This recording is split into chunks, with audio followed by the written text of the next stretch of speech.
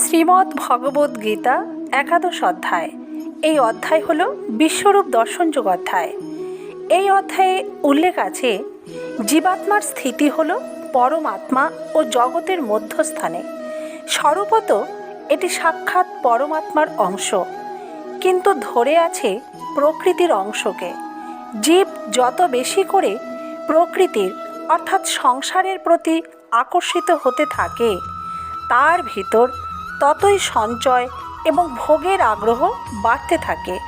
সেই সঞ্চয় ও ভোগাদির জন্য যত বেশি সে চেষ্টা করে, ততই তার মধ্যে অভাব, অশান্তি, দুঃখ, জ্বালা, সন্তাপ ইত্যাদি বৃদ্ধি পেতে থাকে।